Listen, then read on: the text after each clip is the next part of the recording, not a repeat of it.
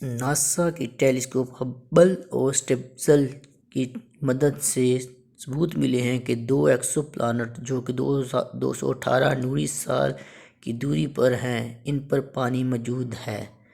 Kepler 138 اور D کے size اور والیوم کے ماڈل کا موازنہ کر کے ماہرین فلکیات اس نتیجے پہ پہنچے ہیں کہ والیوم کا ایک بڑا حصہ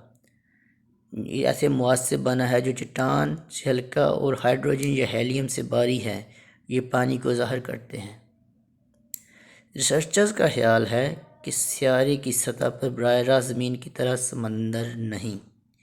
کیپلر 138 ڈی کا ماحول کا درجہ حرارت پانی کے بوائلنگ پوائنٹ سے زیادہ ہے، اس لیے توقع کی جا سکتی ہے کہ بھاپ سے بنے گھنے گھنے بادل موجود ہوں گے اور سٹیم کے اس ماحول میں ہائی پریشر پر پانی بھی موجود ہو سکتا ہے یا پانی کا وہ فیز ہو سکتا ہے جسے سپر کرٹیکل فلوئڈ کہا جا سکتا ہے۔ اب نئی ٹیلیسکوپ کی مدد سے مزید بھی اس طرح کے سیارے دریافت ہو سکتے ہیں ان فیوچر۔